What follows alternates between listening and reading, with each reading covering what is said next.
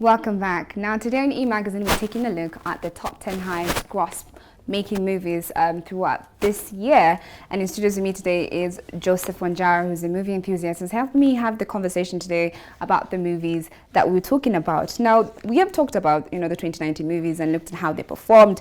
I just wanted to take a look at 2018 and see the movies that made it to the top 10 highest gross making movies at that time. Now, when we look at this list, we can see Deadpool is here, The Grinch. I just want you to tell me what you think is different from 2018 to 2019, or if there's a difference in the first place with the movies that were shown on last year and this year. Same here. From this list and the other list, what I can say is whenever there's a superhero movie, it will always do well.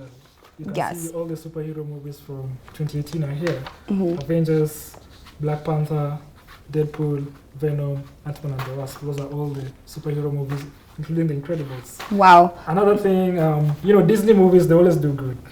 Marvel is also by Disney, so it's basically Disney that's dominating the movie market right now. But Jurassic World is not exactly a superhero movie. Exactly. And Solo is Star Wars. I mean, it is a superhero movie, but it's not like on the same thing as Black Panther and Avengers. Exactly. These are classic movies.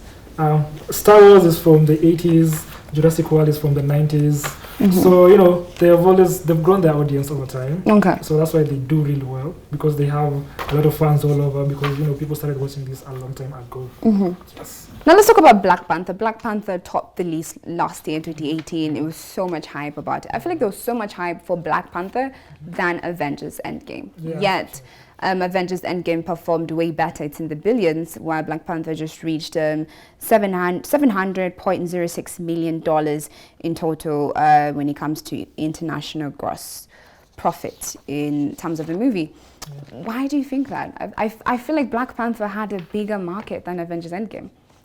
Yes, but then you see the most interesting thing is, Infinity War. Yeah, it was number 2 and then Black Panther number 1. Yes. But you see Infinity War has like everybody from the Marvel Cinematic Universe. I was actually surprised that that Black Panther did better than Infinity War. Yeah, this one has all the A-list actors. But I think it's because, Black Panther is the first superhero movie that, stars a black superhero. We've never seen that before. So people are pretty excited to see, how, the Hollywood was going to adapt a black superhero into a movie. And if they were going to make it, look African and black. Yes. And they actually did that very well.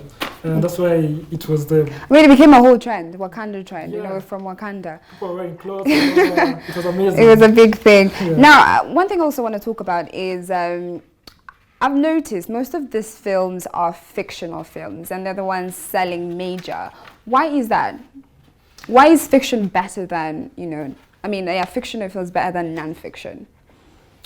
I believe it's because of, the technology we have in the cinemas today, which is IMAX and really 3D. This is cinemas these days, you go there with your 3D glasses. Everything's in 3D nowadays. Exactly. Yeah. So, action movies, superhero movies, science fiction movies, they have a lot of action. And so you get to be immersed into that 3-dimensional world. You get to enjoy these movies as opposed to a movie where people are just having a conversation. It won't be as interesting. It's true. And you see, in the cinemas, this is where they make a lot of, money. So if you manage to, bring fans into the cinema, you're going to make a lot of money. And that's why, sci-fi movies, they make a lot of money because it's a lot of action and that's what people want to see. Now that you mentioned it, I cannot imagine myself with 3D glasses in the cinema watching a movie like Titanic. Exactly. It wouldn't quite make sense. No. I'll only see the boats. You won't get the experience. Yes. I posed a question earlier on Twitter based on the movies from 2019. That was Shazam and Captain Marvel, which we'll just take a look at right now. And I was trying to find out which is the best. Now, before we even get into the poll itself, which one would you say was your favorite between the two? Captain Marvel. Yeah, I mean, it's at 71% and 29% Shazam. I'm gonna be, I cannot answer this because I have not watched Shazam yet, so I cannot make the decision to that. But someone here commented, James Uriah, Avengers Endgame is the best for this entire, but Avengers Endgame is not here. Yeah. So clearly we should have put that on the list. Now, I just want to go back to the conversation on the movies. And, you know, when we're talking about if actors make a movie good, and you said, yeah, that's a part of what makes a movie sell. Do you think the actors actually get paid well when a movie does well? Not really. In most instances, you know, people, you know, you sign the contract before the film. So, you know, isn't that quite unfair? Not really, because if you know your worth, you will, you know, demand pay that, you know, that's true, is equal to your worth. Like, you know, in the case of Robert Downey Jr. in the Marvel Cinematic Universe, his contract ended, but then he was so good, so Marvel had to bring him back. And when they brought him back, they had to like increase his pay and all that.